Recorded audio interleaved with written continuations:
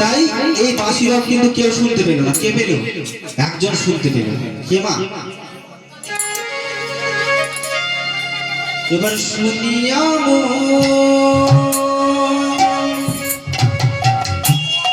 মুরলী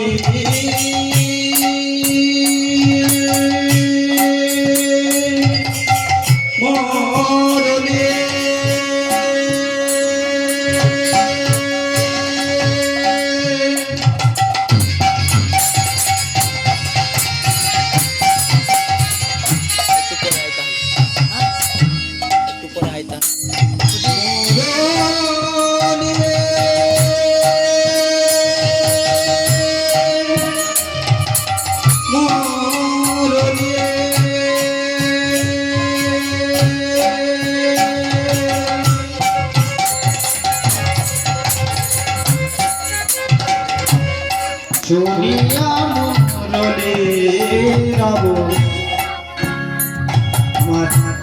গদা ধরো আইলো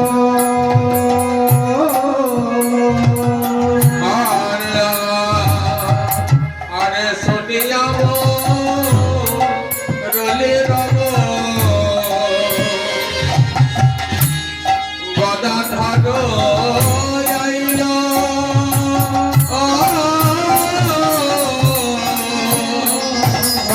के बाजाई के बाजाई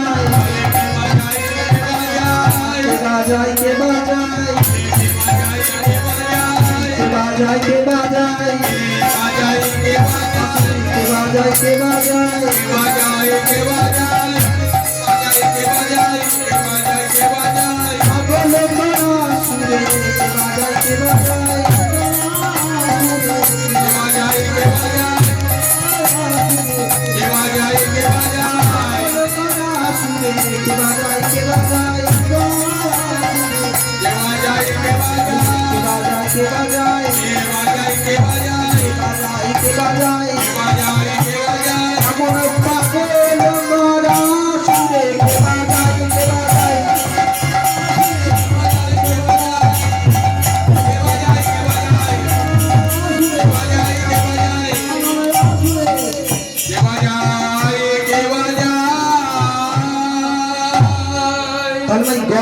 গদাধর প্রভু গদাধর কে এটাও জানতে হবে। গদাধর কে?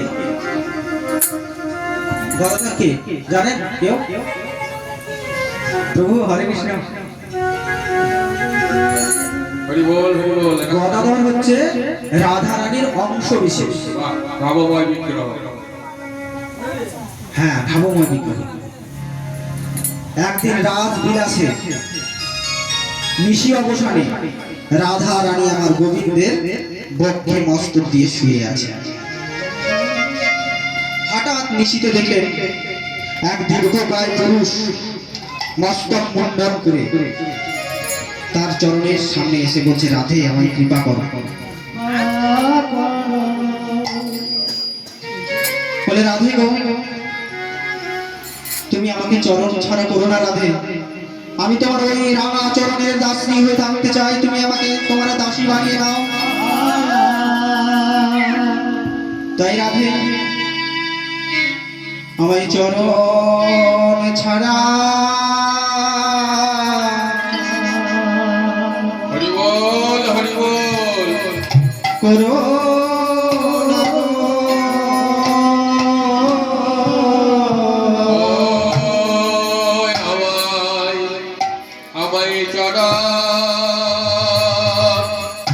চরণে ছাড়া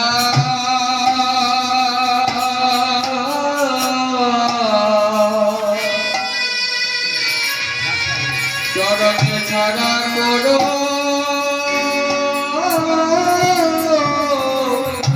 করো না গো।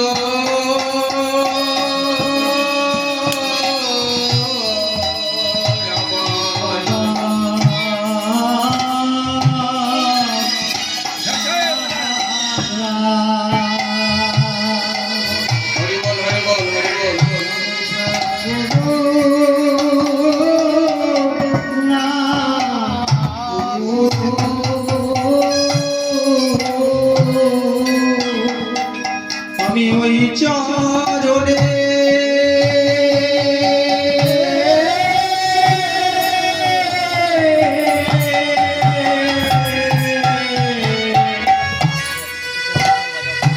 চরণে শরণ দিলাম।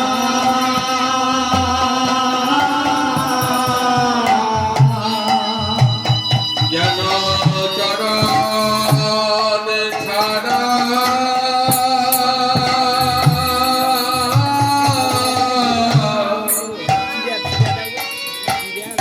ছাড়া করো না গো।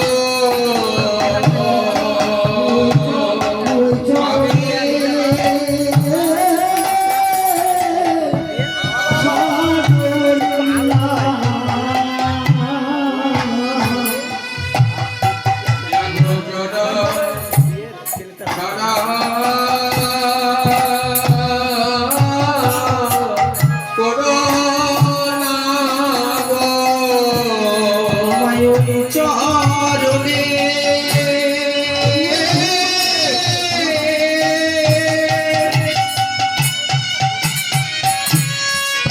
ওই চরণের পাশে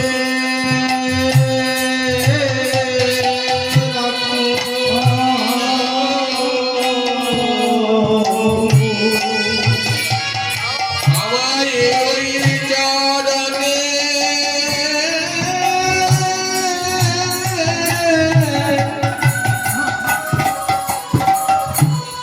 পাশে রেখো। চরণ ছাড়া করো না হে।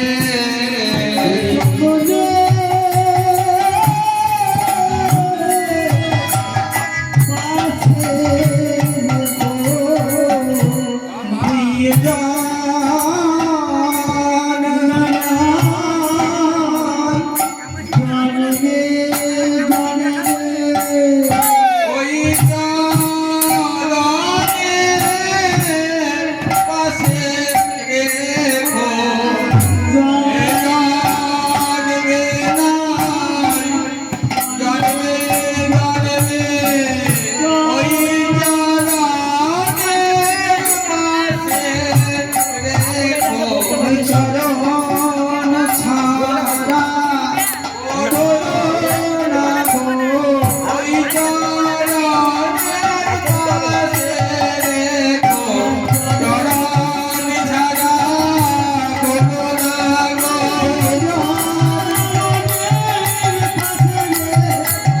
চরণ ছাড়া করো না গো।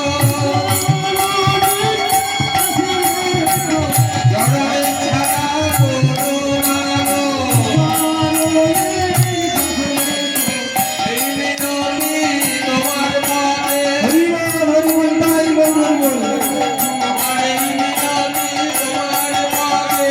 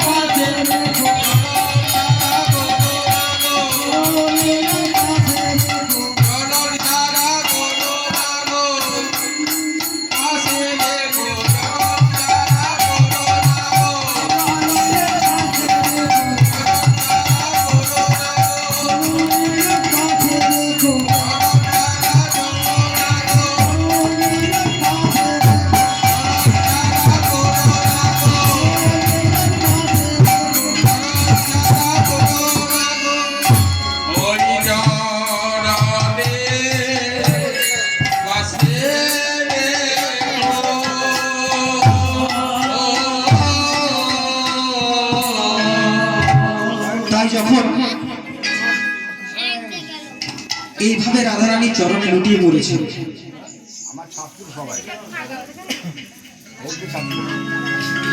বাচ্চা থেকে আপনারা গান তখন বলছে আমার লোক ডাক্তার আলী গান রাধারানী বলছে, প্রভু গো, প্রভু গো,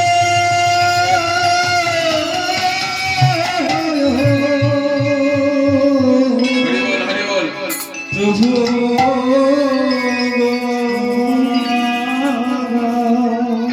আমি কি দেখলাম প্রভু, তাহলে আমি কি সত্যি কলঙ্কিনী? শাশুড়ি ননদী আমাকে কলঙ্কিনী বলে, তা আমি সহ্য করে নিতাম। কিন্তু আমি আজকে বুঝলাম সত্যি আমি কলঙ্কিনী। এক পর পুরুষ আমাকে স্পর্শ করছে। গোবিন্দ আমার তখন না থাকতে পেরে বলছে, রাধে শোনো শোনো, তুমি যাকে দেখলে না, ও আর কেউ নয়, আমি ওই আগত কলিযুগে গৌর রূপে প্রকাশ হব নদিয়া।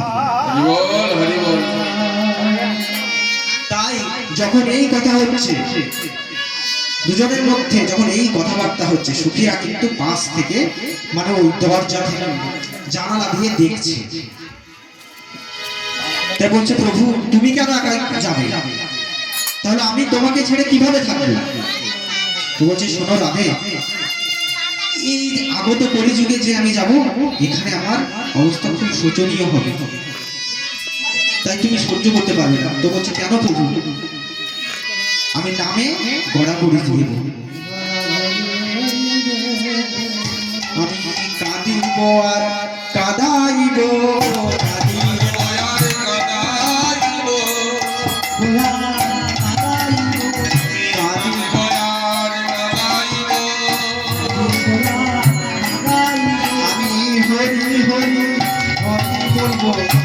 কাঁদিব আর কাঁদাইব।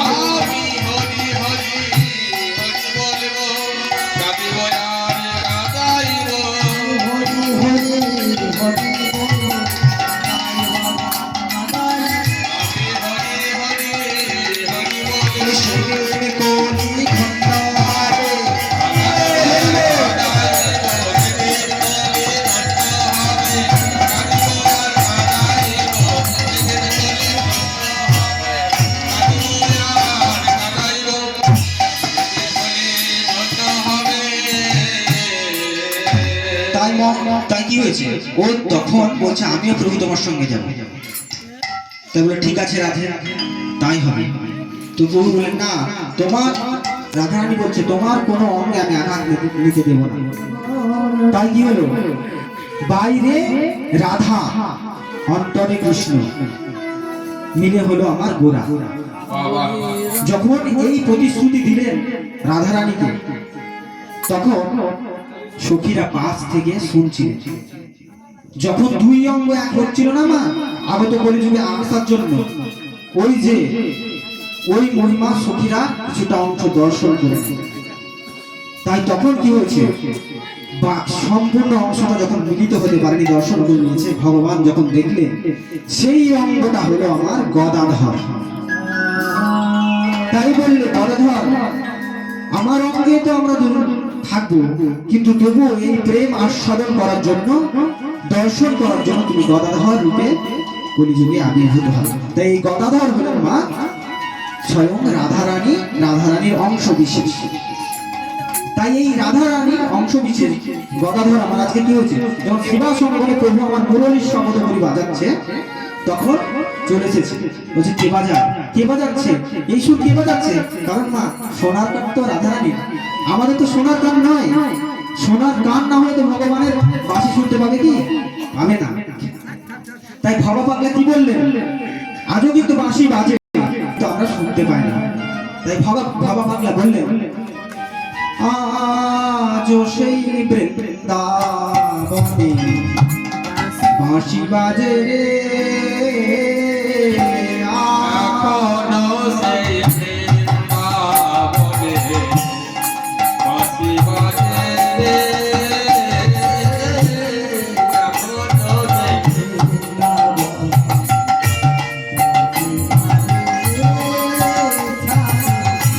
আজও সেই বৃন্দাবনে বাঁশি বাজে রে, আজও সেই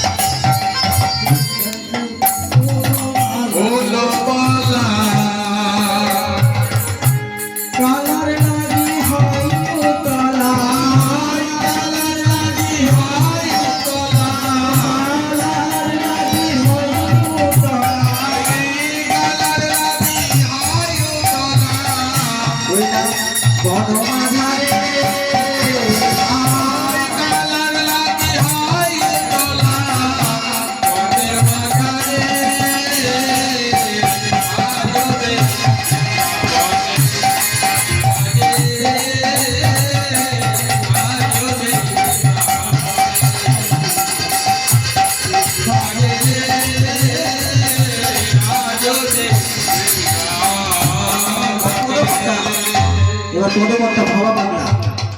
ভবা পাগলা কিন্তু মাতৃ সাধক ছিলেন, মানে কালী মায়ের ভক্ত। তবুও কি বলছে, আশা ছিল মনে মনে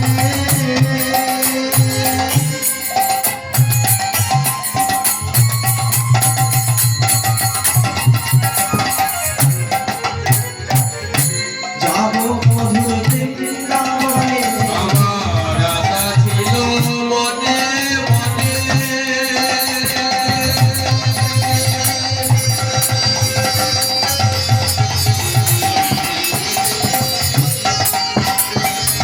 যাব আমি বৃন্দাবনে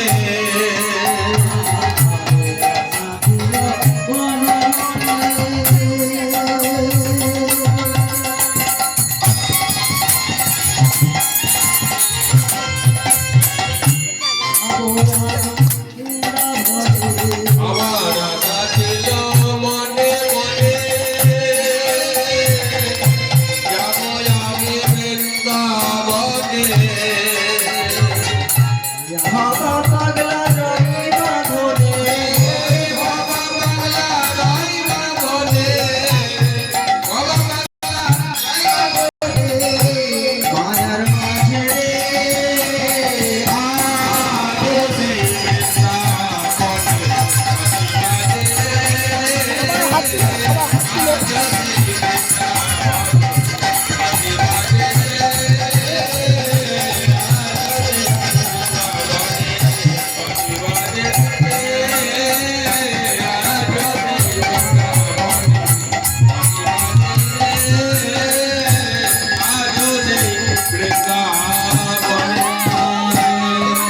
দেখো বাঁশি আজও বাজে, কিন্তু আমাদের সোনার গান না। সোনার গান কার? ওই যে গদাধর, তিনি তো শ্রীমতী রাধারানী, অষ্টনায়িকার শিরোমণি। তাই তিনি বলছে কে বাজায়? এবার মহাপ্রভু আমার মুরলী বাজাচ্ছে, মানে বদন বাজাচ্ছে মুরলী শব্দ করে। কি বলছে বদনে? বদনে বলছে এই যেসব গান নয় মা, আজকালকার আমরা কি সিনেমা হল স্কুলের সামনে দিয়ে গেলে শীষ দেয় না, সেরকম কিন্তু বাজাচ্ছে না, মুখে বাজাচ্ছে। কিন্তু কি বাজাচ্ছে? ভজ শ্রী কৃষ্ণ কহ শ্রী কৃষ্ণ লহ শ্রী কৃষ্ণের নাম রে।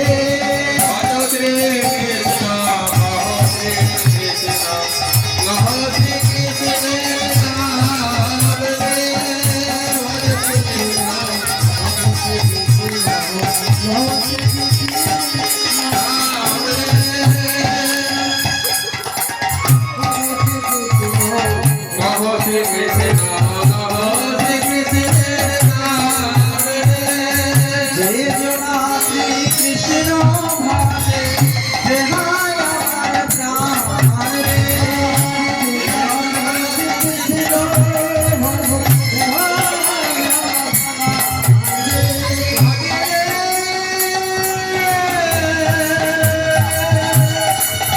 কৃষ্ণ ভাবে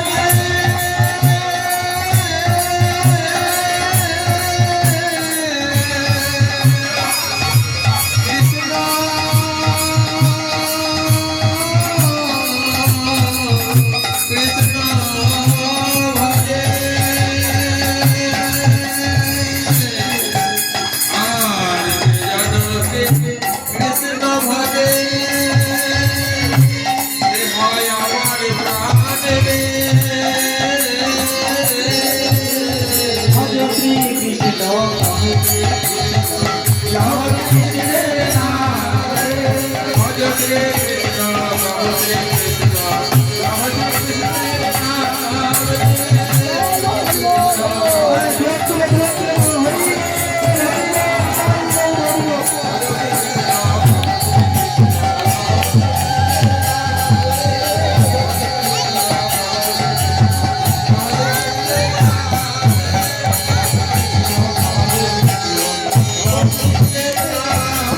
রে। এমন সময় গদাধর এসে প্রভু কি বলছে, প্রভু আমি সব শুনেছি, কারণ গদাধরেরও সেই পূর্ব লীলা মনে পড়ে গেছে, কারণ তিনি তো রাধারানী ছিলেন। মনে পড়ে গেছে সেই বংশী শিক্ষা। ভাই খাই তো এগুলি দিও না। বংশী শিক্ষা মনে পড়ে গেছে। এবার বলছি, কি বলছি? প্রভু আমি সব শুনেছি, এবার কি হয় একটা যে মনে পড়ে গেছে। এবার যে বলছি কি কি মনে পড়ে গেছে, কি মনে পড়ে গেছে, মানে ঢোকানোর চেষ্টা করছে। কি মনে পড়ে গেছে, কি মনে পড়ে গেছে? তুমি কি করছিলে? দাপরের লীলা কলিযুগে কেন করছিলে? দাপরের লীলা কলিযুগে করলাম বলছে আমি সব দেখেছি। শোনো শোনো শোনো শোনো কথা বল, শোনো, তুমি কাউকে বলো না আমি বাঁশি বাজিয়েছি, কথা কাউকে বলবে না। বলছে শোনো প্রভু আমি কাউকে বলবো না, কিন্তু একটা কাজ করতে হবে। কি কাজ? আমাকে শেখাতে হবে। এবার মুরলি শিখিব বলি প্রভুর গ্রামে দাঁড়াইল। আরে বদলে সে দেব বলে প্রভুরে মামে দাঁড়াইল।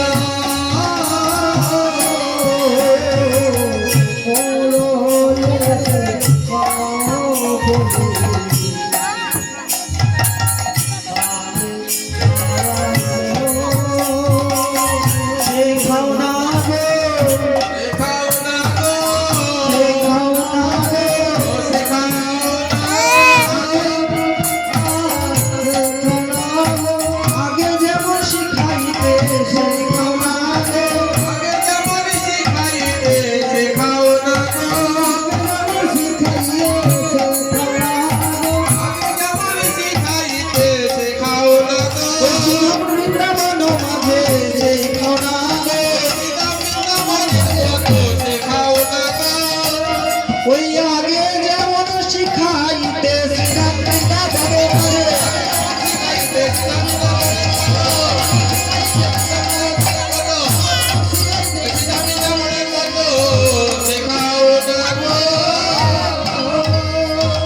বলছে শোনো শোনো কথা ধর, তুমি এমন কথা বললে না, এটা কিন্তু সহজ কথা নয়। তাই মা মুরলি শিক্ষা বলছে বাঁশি শিখবে প্রভু। তো বাঁশি কি আর কাঠের বাঁশি মা? বাঁশের বাঁশি। বাঁশের বাঁশি তো সবাই বাজাতে পারে, চেষ্টা করলে হয়তো পারবে। কেন কি বললি? মহাজন পদকর্তারা কি বললেন? মহাজন ব্যক্তিরা বলেন এই যে আমাদের দেহবাসী, জন্মের সঙ্গে সঙ্গে ভগবান আমাদের একটা বাঁশি দিয়ে দিয়েছে। সবাই কাছে আছে বাঁশি, না নেই? সবাই কাছে বাঁশি আছে। এই যে নবরঙ্গের বাঁশি সবাই কাছে আছে। তাই এই বাঁশির শিক্ষা সবাইকেই কিন্তু করতে হবে। আজ গদাধরের উপলক্ষ করে মহাজন পদকর্তা বংশী বদন আমাদেরকে কিন্তু শিক্ষা দিচ্ছেন, এই জীব জগৎকে শিক্ষা দিচ্ছেন। রে কোলের জীব, তোদের কেউ এই বংশী শিক্ষা করতে হবে, না হলে তোদেরকে মরতে হবে, আবার জন্মাতে হবে, আবার মরতে হবে। পুনঃ পুনঃ গতাগতি। তাই পুনঃ পুনঃ গতাগতি যাতে না হয়, তাই জন্য মহাজন কি বললেন যে তোমাদেরকে মুরলি শিক্ষা করতে হবে। দেখুন বংশীতে যেমন 9টি রন্ধ্র থাকে, আমাদেরও 9টি রন্ধ্র আছে। হিসাব করুন, 2টি চোখ, 2টি কানের ছিদ্র, 2টি নাকের ছিদ্র। কটা হলো? কটা হলো? আমি ধরবো। কটা হলো? 6টা হলো। একটা মুখ হলো, আর একটা পায়ু, একটা উপস্থ। আর এবার আমি বাংলায় বলতে পারবো না, তবু একটা নর্মাল বাংলায় বলে দিচ্ছি। একটা হচ্ছে মলদার আর একটা হচ্ছে মূত্রদার। বাদ বাকি কিন্তু আমি বলতে পারবো না, এটা আপন আপন গুরুদেবের কাছে জানতে হবে, কারণ সবকিছু বলা সম্ভব নয় আর বলা উচিত নয়। তো এখানে কি শিক্ষা দিলেন যে এই যে বংশীর দ্বার, এটাকে শিক্ষা গুরুদেবকে দিয়ে তোমাদের করতে হবে। তাই কি বলে গুরু ধরতে হবে। তাই বলছে গদাধর বলছে প্রভু আমি তোমাকে গুরু হিসাবে বরণ করলাম, তুমি আমাকে শিক্ষা দাও। তাই এই জীব জগৎকে মা, এই আমাদের বংশীকে শিক্ষা দিতে হলে গুরু আশ্রয় করতে হবে। তাই সবাই আশা করি গুরু আশ্রয় করেছে, যারা করেননি তারা অবশ্যই করে নেবে। কারণ কোনো হাসির খেলা নয়, মজার নয় যে পট্টি পরে আছি, মালা পরে আছি বলে লজ্জা লাগবে, এটা কোনো না। এটা আমাদের সনাতন ধর্ম। আমাদের ধর্মকে যদি আমরা না রক্ষা করতে পারি তাহলে কিসের আমরা এই ধরনের জন্মগ্রহণ করেছি? এটা কোনো ধর্ম নয় যে আমি আজকে গ্রহণ করলাম কালকে চলে যাব। হাজার হাজার 500 বছর, মানে প্রমাণ 500 বছর পর্যন্ত পাওয়া যায়, কিন্তু তারও আগে আমাদের এই সনাতন ধর্ম মানে ভুল হয়েছে। 5000 বছরের প্রমাণ পাওয়া যায়, কিন্তু তারও আগে থেকে অনেক কিছু আছে। তো আমাদের নিজের ধর্ম, এটা গুরুদেব দীক্ষা নেওয়া মানে অপমান, কণ্ঠি পড়া মানে অপমান, এইরকম কোনো কিছু ভাববে না। তাই কি বললেন, গুরু দীক্ষা নিতে হবে। তাই দিন তোমার আনন্দে যাবে ভজলে গুরু নাম, ভজ গুরু নাম, শ্রী গুরু নাম। তোমার আনন্দে যাবে ভজ গুরুর নাম, ভজ গুরুর নাম, শ্রী গুরুর নাম। সবাই হাত তুলে, হাত তুলে, হাত তুলে। তোমার আনন্দে যাবে ভজলে গুরু নাম, ভজ গুরু নাম, শ্রী গুরু নাম। তোমার আনন্দে ভজ গুরুর নাম, শ্রী গুরুর নাম। গুরু ব্রহ্মা গুরু বিষ্ণু গুরু ভগবান, গুরু ব্রহ্মা গুরু বিষ্ণু গুরু ভগবান, গুরু ব্রহ্মা গুরু বিষ্ণু গুরু ভগবান, গুরু ব্রহ্মা গুরু বিষ্ণু গুরু ভগবান। জগৎ গুরু শ্রীকৃষ্ণ সর্বশক্তিমান। গুরু শ্রীকৃষ্ণ সর্বশক্তিমান। দিন তোমার আনন্দে যাবে ভজলে গুরু নাম, ভজ গুরু নাম, শ্রী গুরু নাম। তোমার আনন্দে যাবে ভজ গুরুর নাম, ভজ গুরুর নাম, ভজ গুরুর নাম।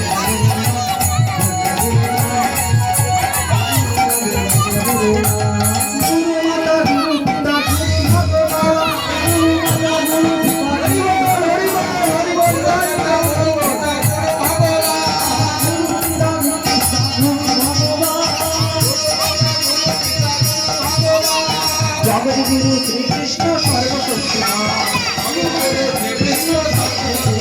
তাই দিন তোমার আনন্দে যাবে ভজলে গুরু নাম, ভজ গুরু নাম, শ্রী গুরু নাম।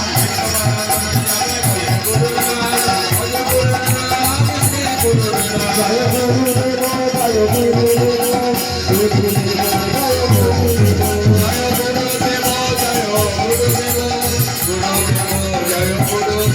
শ্রীল প্রভুপাদ, শ্রীল প্রভুপাদ, প্রভুপাদ, শ্রীল প্রভুপাদ।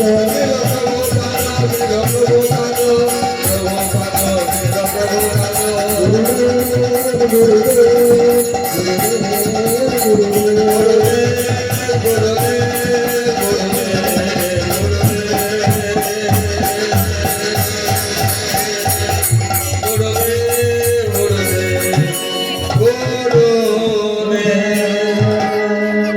তাই মহাপ্রভু আজকে আমার ওই পূরবের ভাবে ভাবিত হয়ে যখন ওই বংশীবদল করছে, গদাধর এসে বলছে শেখাতে হবে।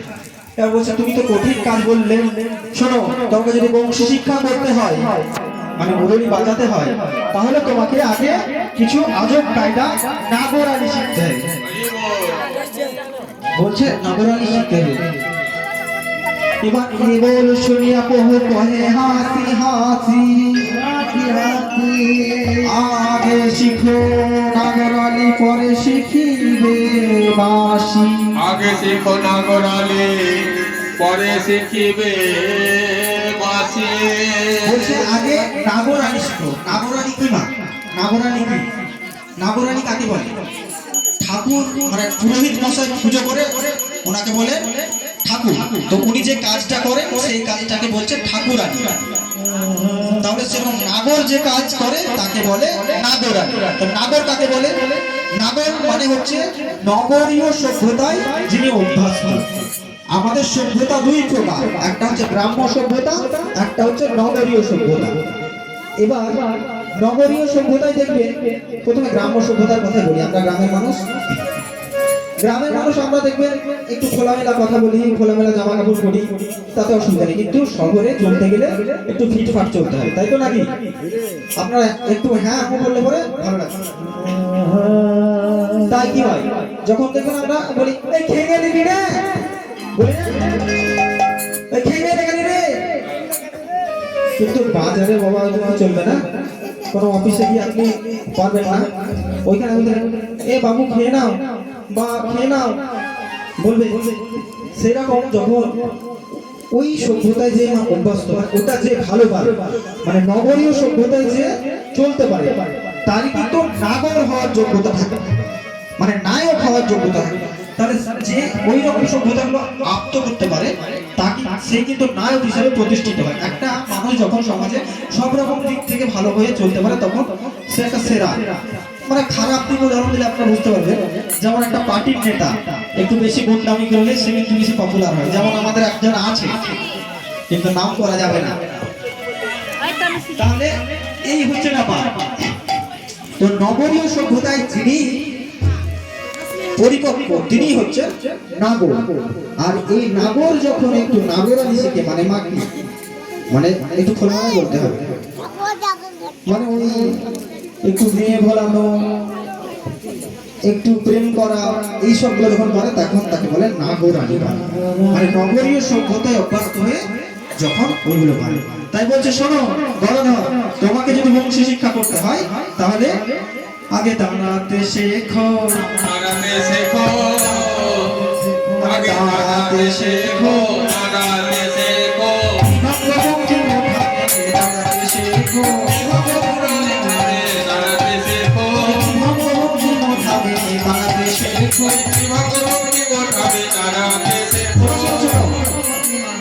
ত্রিভঙ্গ ভঙ্গিমর ঠামে দাঁড়ালে হবে প্রভু? বলছে হ্যাঁ, আরো কিছু করতে হবে। বলছে হাসতে শেখো, হাসতে শেখো, হাসতে শেখো, হাসতে শেখো, দাঁড়াতে হাসতে শেখো, হাসতে শেখো, ওই ভগবানে চেয়েছে হাসতে শেখো। দাঁড়িয়ে যেতে হাসতে শেখো। বলছে কেন কেন প্রভু? বলছে শোনো, যদি কোনো নাগরিককে ভোলাতে হয় তাহলে বাঁকানোই চাইতে হবে, বলে না? তাই জন্য ভগবানের অনেক চিত্রপটে দেখবেন এরকম ভাবে আছে, এরকম ভাবে আছে, দেখ অনেকে বলে কিরকম তাকিয়ে আছে দেখ। তো বাঁকা নয়ন তাকাতে শিখে। তো প্রভু গদাধর বলছে ঠিক আছে প্রভু, আমি তোমার চরণে আশ্রয় নিলাম, তোমাকে গুরু হিসাবে বরণ করলাম, যা করার তুমি করো।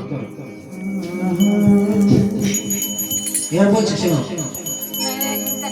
এইরকম করলে তো হবে না, গুরু শিক্ষা নেব বললে তো হবে না, আগে তোমাকে কিছু নিয়ম পালন করতে হবে। নিয়ম, তাই তো আমরা যখন গেছি, আমরা কি একদম এরকম ভাবে গুরুদেবের কাছে চলে গেছি? গুরুদেবের বাঁ দিকে বসে যখন মন্ত্র নিয়েছি, দেখুন মনে করে দেখুন যারা নিয়েছে, আমাদেরকে কিছু পোশাক পরিচ্ছদ পার্থক্য করতে হয়েছে, পরিবর্তন করতে হয়েছে। যেমন একটা শুদ্ধ বস্ত্র, গলায় কণ্ঠী মালা, এইগুলো পরে কিন্তু যেতে হয়েছে।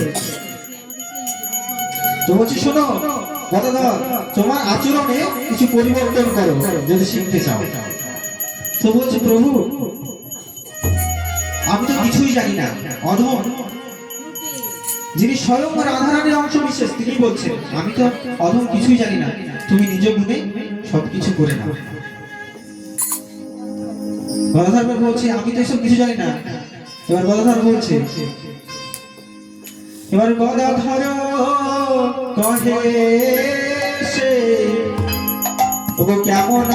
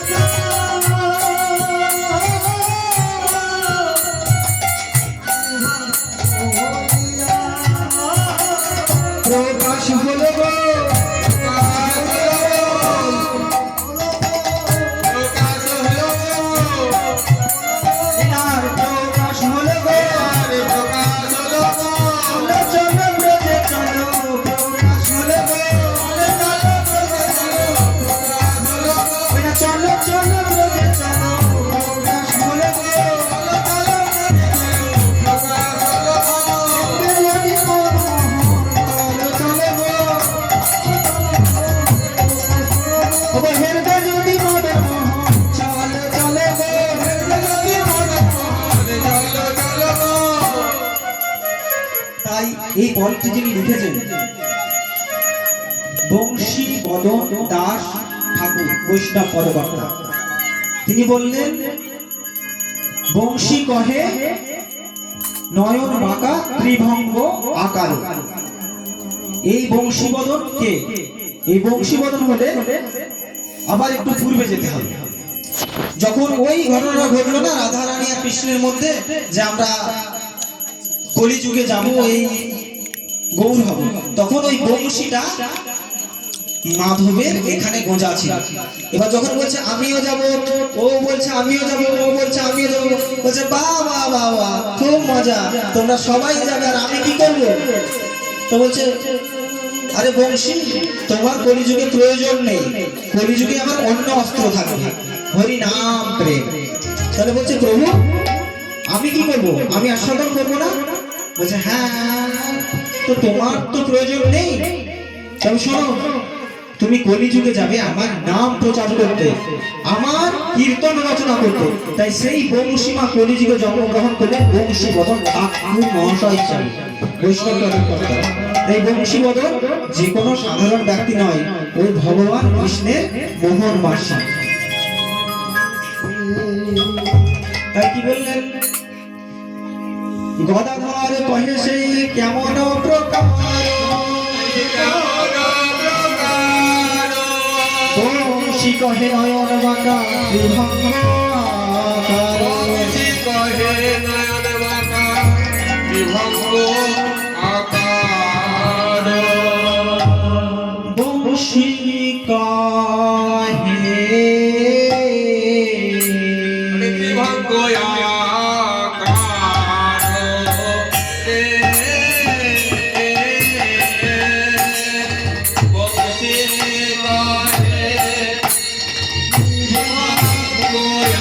কহে